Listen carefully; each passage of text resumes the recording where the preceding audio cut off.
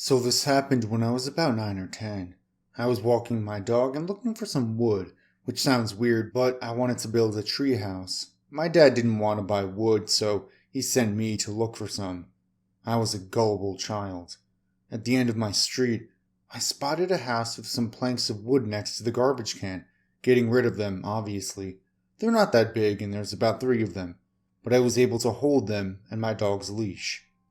So I'm still walking home, and it's about 5 minutes. I'm pretty content with my find, and I'm about 3 houses away from mine.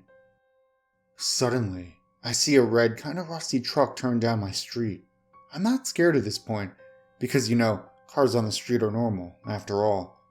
But he stopped right next to me. That wood looks heavy. Why don't I give you a ride home?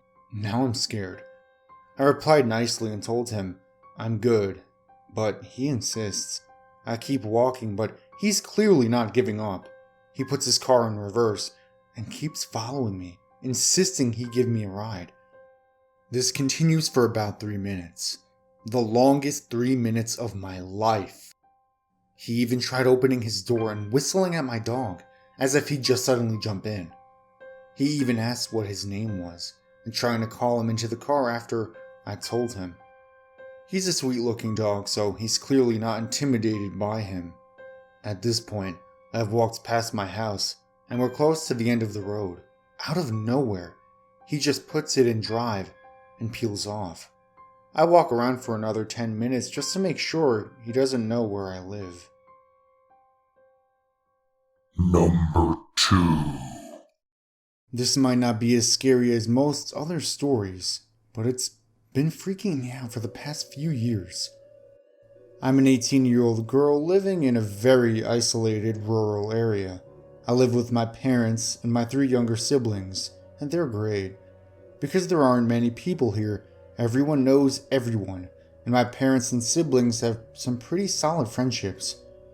There aren't any other teenagers my age around, and I go to school in the city, so I'm kinda left to my own devices most of the time.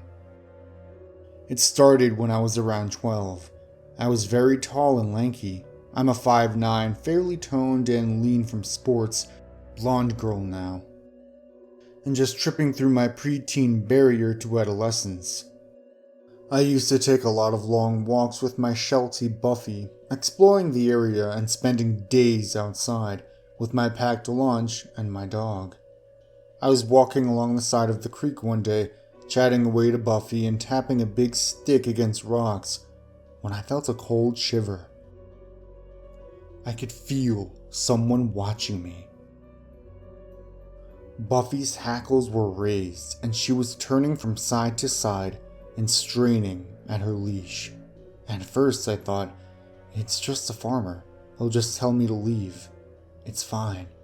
But I stayed glued to the spot. I physically could not move. Buffy was emitting a low, continuous guttural growl, something I'd never heard her do. By this point, I was terrified. I couldn't let Buffy off her leash or she'd be shot by a farmer. But I didn't want to move. I could hear the waterlogged grass being walked on, and being a typical 12-year-old girl, I shouted, I have a vicious dog here and she'll rip your throat out and eat it for lunch. No answer. I let out a sigh of relief, and my body relaxed. I started to pick up my backpack and get ready to walk home, when I heard it. A chilling, high-pitched laugh. Not a woman's. Nothing I recognized. Buffy was going crazy at this point, barking and pulling so much that she was hurting my hand. The laugh continued, getting louder. I started running home, taking shortcuts through the fields. I looked back at one point and I saw a tall figure leaning against one of the trees where I had been playing by the water, still laughing with this eerie grin on their face. I didn't tell my parents when I got home. My brother was mid-diagnosis and my parents had enough to deal with, and I thought that big girls didn't have to tell their parents everything. From then on, I started getting the feeling that I was constantly being watched, from my adventures with Buffy to walking to the bus stop for school or to the shop for milk. Someone was there. Buffy never calmed down on our walks. and instead of walking ahead, she would stay at my heels. This carried on for a year. I never saw the person in the daylight, but I would hear a laugh or see a shadow, and as soon as I looked around, it would be gone. I was 14 when it escalated. I'm the only person that sleeps downstairs, and I sleep in the front bedroom, so it's easy to see my room from the footpath.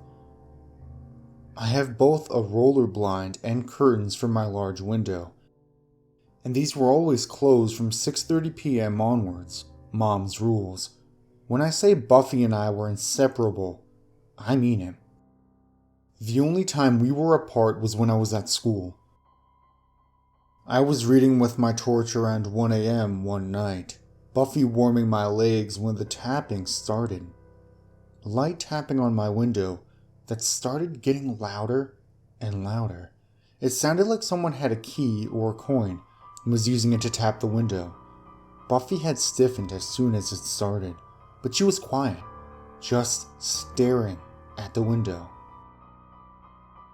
I had frozen completely and shut my eyes closed tight and hid under my duvet trying to make it go away.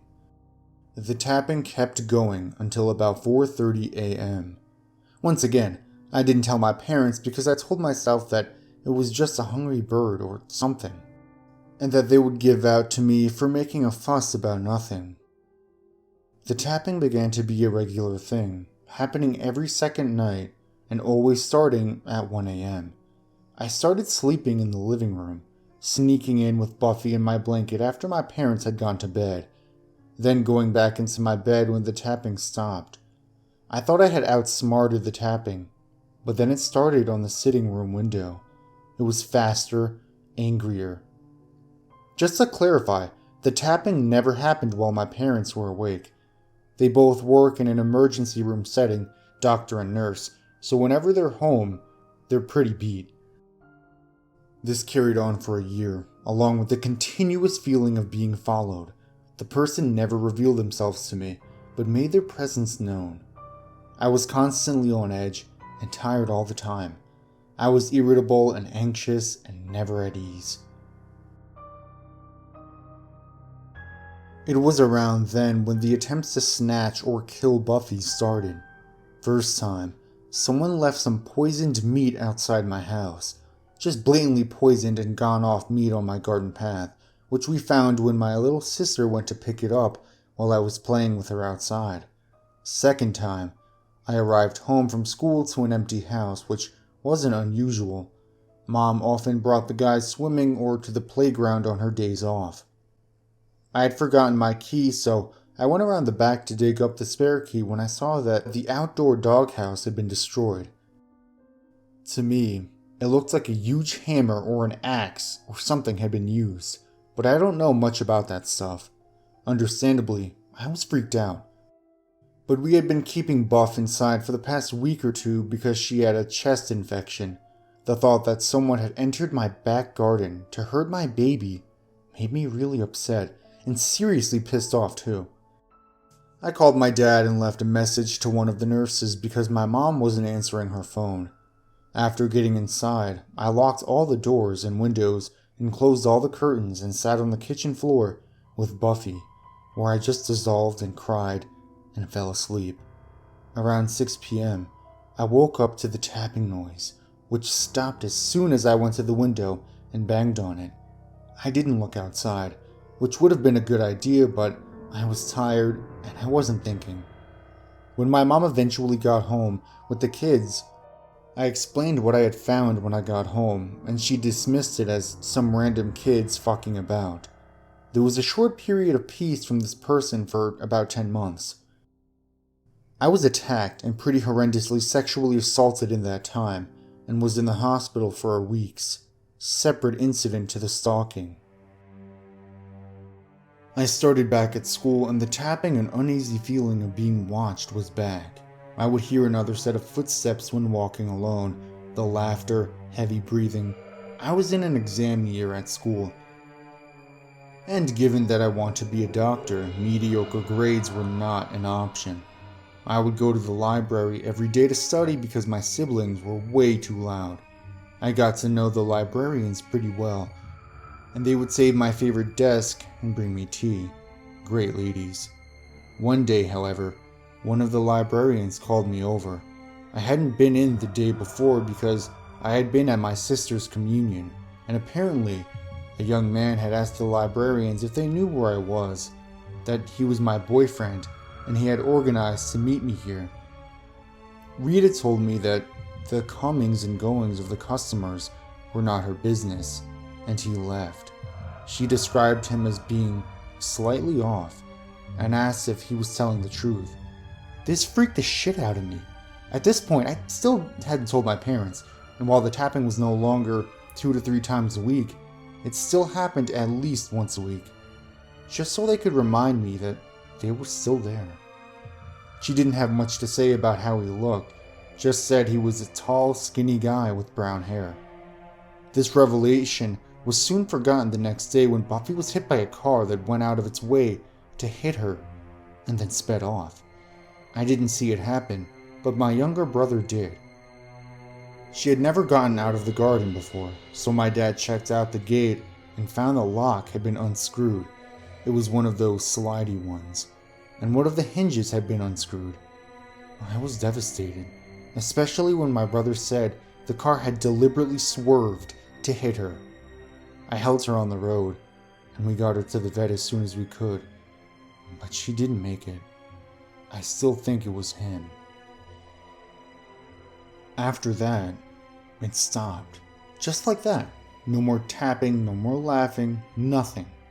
I ended up telling my parents everything, and they were beside themselves with anger towards the person and sadness that I didn't tell them.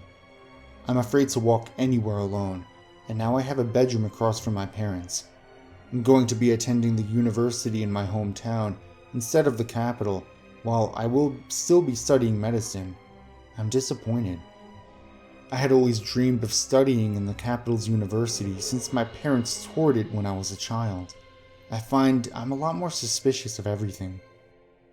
I can't be alone in the house, or I will freak out.